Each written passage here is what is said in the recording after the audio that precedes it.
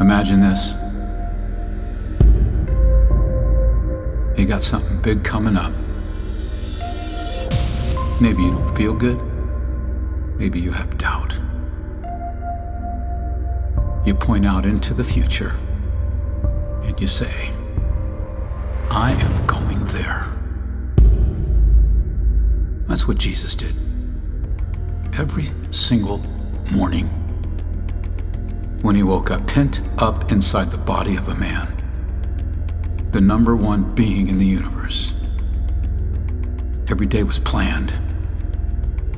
Every day he said, I'm going there. The spiritual realm, the entire universe, watched every step that God made in the body of a man. On this day, he was sitting on a beach,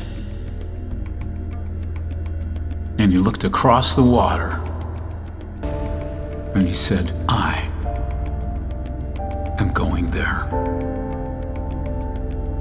Before he went, he thought to himself, I've got to prepare myself. I'm going to the land of Girgha. As Jesus sat there contemplating where he was going, he went all the way back to the beginning, before Abraham, and said, Canaan. He's been cursed by Noah. Now, Canaan is the fourth son of Ham and the progenitor of the Phoenicians and of various nations of people on the seacoast of Palestine.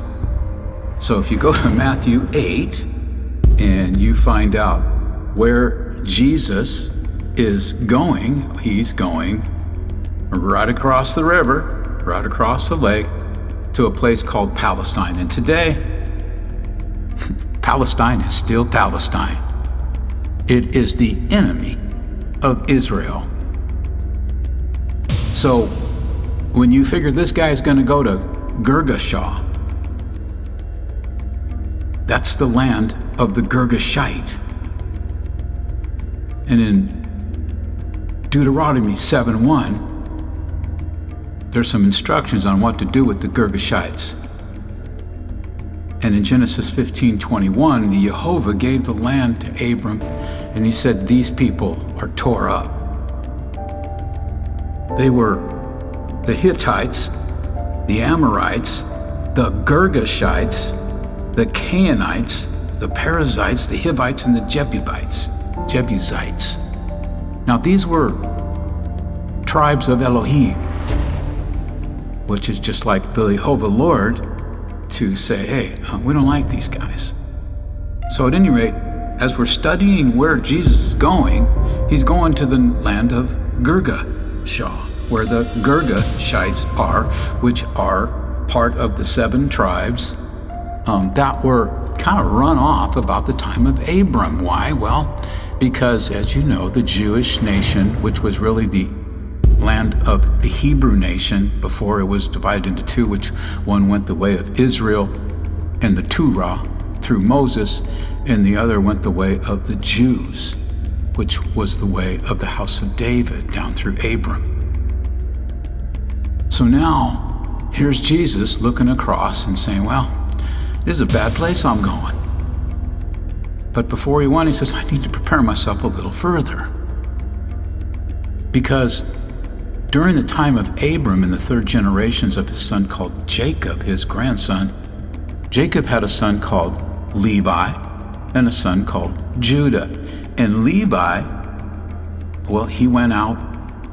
That's where Moses came from. And then, of course, Judah is where the Jews came from. But they end up over in Egypt as slaves for 100 years. So about the time that they come out of this slavery, Jehovah says to Moses, now, we come all the way up part of the waters, we're almost there, and I'm getting close to the promised land. So they come up on the hill there, and there's the land of Girgha. That's where the Girgashites are. Jehovah says, I can't stand these people here. That's the Hittites, the Girgashites, the Amorites, Canaanites, Perizzites, Hivites, and the Jebusites. They ain't part of the plan where Abram and his blood go down to David and all the way to Jesus. He said, kill them all. Destroy their altars, break down their images, cut down their groves, burn their graven images, and with fire do it. Kill them all, everything. Take their bongs, take their porn, take their bars. Just get rid of them. And poor old Moses, probably the best dude in the whole Bible. He's the only guy who didn't have a bunch of wives that didn't run around acting stupid all the time. An incredible guy. What do you think Moses said? Man, I'm tired of killing people. Well, you stay here. I'll appoint Joshua. So guess what Joshua does? First thing he does, go down and whack all the Girgashites. So now, they burn everything, man. They even killed the dogs. But a couple of people crawled out and made it up into the hills. So flash forward a couple thousand years, those people crawled right back down. They rebuilt the city, which is Palestine, which is, well, it's not the best friend of Israel this very day. And they rebuilt everything. And this is where Jesus is sitting on the beach that very morning. So when he looks across that beach and says, I am going there, you ever said that? I'm gonna go do this. Well, you can't do that. People generally just root against you, you know? It's kind of natural. I mean, you don't want anybody to have more money than you, a prettier wife, a better family, a better house, you know? You kind of root against people. It's natural, so what? But the bottom line is that, could you imagine old Satan? Now this is one of the big boys in the spiritual realm. He's a big guy in the book. In fact, Jesus says, I'm out to destroy the works of the devil. That's what his goal is every single day. Now this whole thing about sin and dying on a cross for our sins and shedding his blood and all that, read the book, study the code. You got lying apostles, false Christ, false apostles. And Jesus says, I've come to destroy the works of the devil. Listen, we could offer you up some holy water and a cheesecloth and tell you about financial blessings and make you feel real good, but this book really isn't about you or me. Barely at all. This book is about them and what we're going to do about it. So now we're there. So it's late afternoon. Jesus stands on the beach by himself with some apostles and people standing behind him watching him, and he peers across the water and says, man, I'm going there. First thing happens, a terrified guy comes running down the beach. Don't go there. Legion dwelleth on the other side. And every man who has tried to access the beach, he's killed him. Every woman he's raped. He sent home all of this for people to bear witness that, hey, this is my beach. This is owned by me. I'm Legion. I dwelleth up in this here cave, and any man come down here, I'm gonna whoop him. Any woman come down, I'm gonna impregnate her. I own this beach. This is prime real estate, and it's mine, and I work for the bad guy. So Jesus calmly shakes his head and turns to the followers and says, who will accompany me and sail that boat? Now, most of the men turned their heads and walked away. Says, last thing we're gonna do is get in a boat and go across the river to Palestine. Ain't no different today. Who's gonna get in a boat? You get on the other side, those people hate you, man. So they begin to paddle, and Jesus goes to sleep. Well, the minute he goes to sleep, guess what happens? Here comes the wind, right? All right? Satan don't want the boat to get there. He's doing everything he can. I gotta sink the boat, man. I can't. This guy Jesus, he can't get to the other side.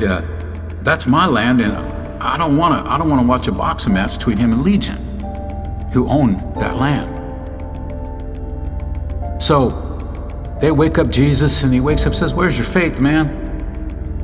And they, being afraid, wondered, saying one to another, "What manner of man is this?" For Jesus commanded the wind to stop, and it stopped. Well, he's Jesus.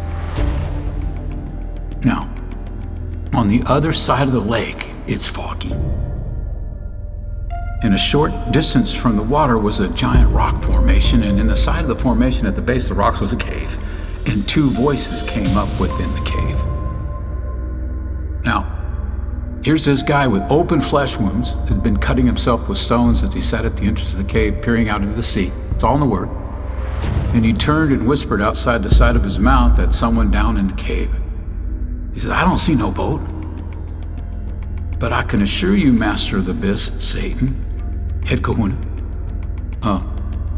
that the skinny fella that you had told me about, if he arrives, I'm going to tear his head off. I'm going to devour him just like all the other fellas. And then we'll hang him up here for everybody to see when he rots like an old banana. So a deep voice comes up from within the cave. He's come to take back our territory and give testimony in his book of parables and bring knowledge to those who study the book in parable. I have approached him in the desert to tempt him and referred to the book and the testimony, and he did not succumb. But now he's weakened by those who have no faith. When he steps foot on the beach, you take him out. So silence falls on the cave,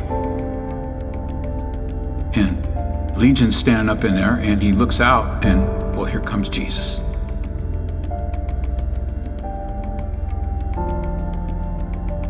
And there's 3 different accountings of what's going on here in 3 different Gospels. Okay, so in Matthew 8, the first thing I want to do is I want to give you a preface here. Remember when we studied the code, and it said right there in the book of Revelations that Jesus said, I like this church. You have tried the lying apostles. So here's what you got. You got 3 different accountings, and I'm not going to give you each scripture because I want you to go read the notes and go look at them yourself, because you need to read the book to crack the code and get anywhere. So here comes this guy running out. And it says that he was naked. And he ran up to Jesus and he bows down at his feet, and the closer he got, the more he realizes this skinny sucked up dude, he ain't a normal dude. And by the time he got to him, he's down on his knee. You know what he says? What have I got to do with the most high God? So there you have it. Now that's the real deal. So that's one accounting. Now another accounting says there was 2 guys that had devils in them, and they come running out. Well, by the time they get there, they're down on their knees, and they say exactly the same thing. What have I got to do with thee, O Most High God? So you got 2 different accountings here. 2 guys or 1, hey. But there's a 3rd one. And this one that said that this guy had been around since the flood, and he'd come out. So you got yourself a pretty crowded beach, okay? Yeah, which one is it? Sound familiar? So I want you to go to the notes and read it for yourself. So now you got 3 different accountings, but the one good thing about liars, now remember, the apostles are liars. Jesus said it in the book of Revelation, it's in the code. Now, I didn't say that, Jesus did. And he said, man, I'm gonna give you a brownie button. You have busted the lying apostles. So here you got 3 accountings. 1 guy's naked, the other guy's there since the flood. The other one has 2 guys and they got devils. And so the bottom line is Jesus talks to one of them and says, well, what's your name? And the things inside say, well, Legion. And there are many of us. Talks to another guy, well, there's just one bad spirit. The bottom line is these guys are possessed. So he says in all 3 accountings, he said, you gotta go. Get up out the guy, leave him alone. I've come here to whoop you up. So the one, they say, please don't send us back to the pit. Please, read it. Please, they don't want to go back to the pit. They'd rather be pinned up in some dude in a cave than in the pit, the abyss where all the spirits go. Now this is in 3 Gospels. Please don't send us back to the pit. So Jesus says, well, where are you going to go? So they look over and there's a herd of pigs. And they say, please, let us go dwell in the pigs. Now it just so happens that pigs are the lowest form of life in the Hebrew language, so of course there's a bunch of pigs standing over there, right? So Jesus says, okay, I'll go for that, but you gotta leave this guy alone. So they leave, and then all 3 Gospels say that the pigs get all fired up like a bunch of stallion horses, run off a cliff and jump in the water and drown. Well, there go Legion and all the demons.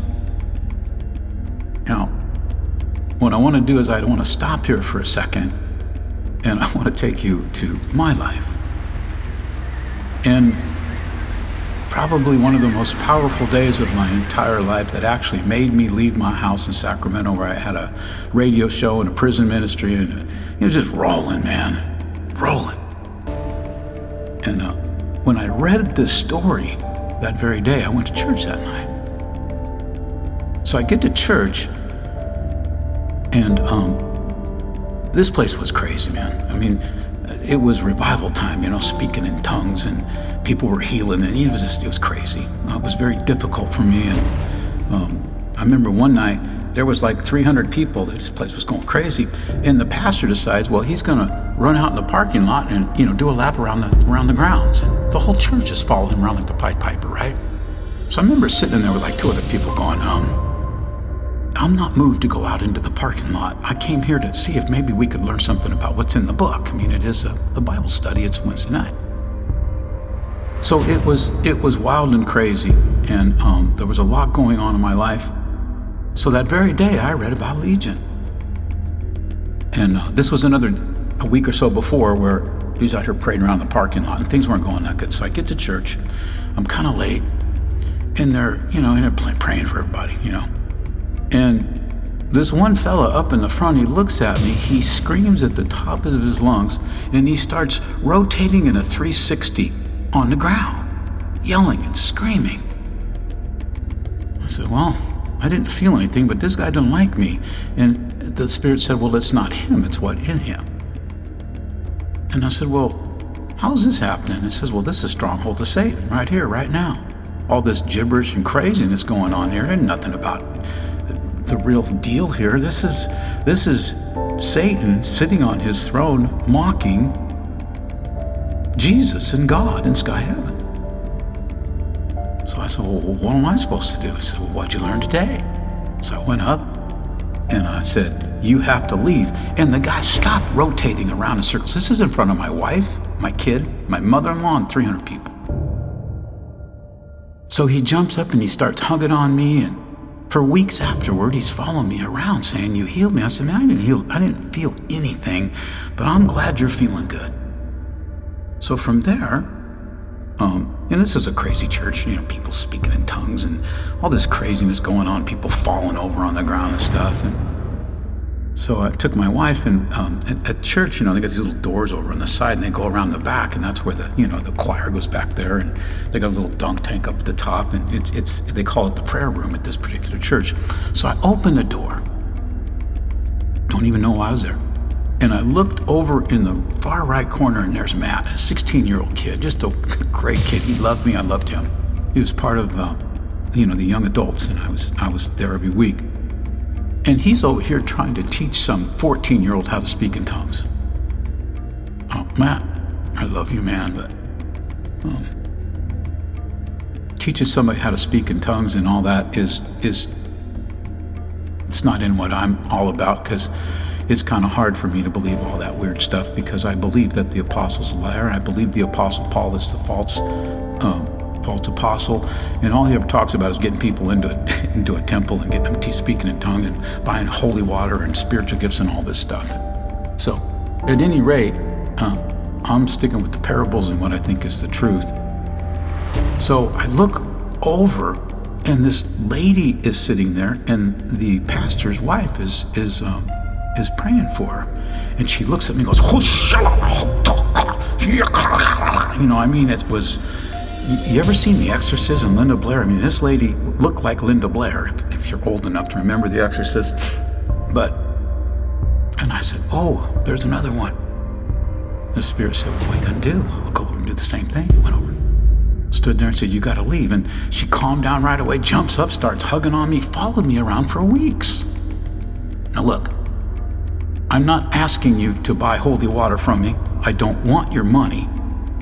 I think the point is that the very day that I read about Jesus and Girgashaite and that craziness, with these demon-possessed people. It happened to me. It is the craziest thing that's ever happened to me in my life. And I've looked on the web for any proof of anything. I've never seen anything like it. Now there's all these, there's these different churches and they got these guys that'll do this and that, but there's nothing on film anywhere. I've never seen anything like it. It was the most powerful day of my life. So throw that in there. Mix that in with what's happening with Jesus. I'm going there. He gets there. Multiple accountings, but they all say, what do we got to do with the Most High God? The demons leave. They run off. They get in the pigs run off, and they jump into water. So after all of that, here's the dude that's been possessed for years by these demons standing there. Hey man, stand here, stay here. I gotta run into town and go tell everybody what happened. Jesus says, you don't want to do that. Don't do that. Let's just, why don't we have a couple of ding-dongs and Twinkies and a cup of coffee and celebrate? Well, no. What's he do? He runs into town. So he gets into town and he tells everybody, hey, you won't believe this. This guy came over from Israel, this guy Jesus, and he got here on the boat, and look, I'm free. So what do? They all run out to see Jesus. You know what they said? Get in the boat. Paddle your butt back over to the other side, because the last thing we want is from somebody from that nation coming over here into our land.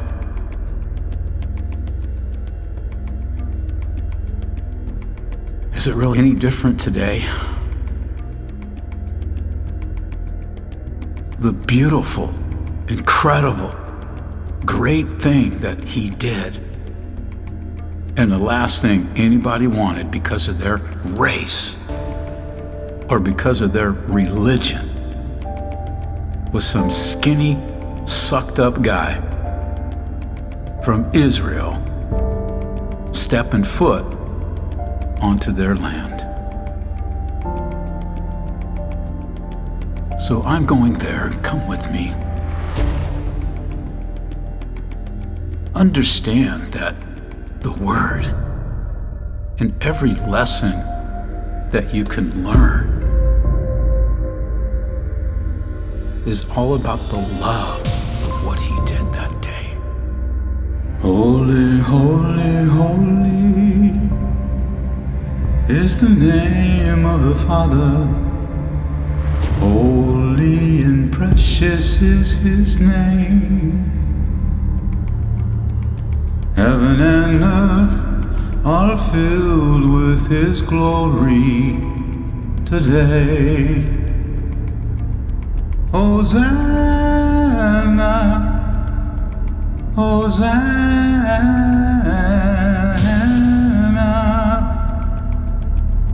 Hosanna, Hosanna.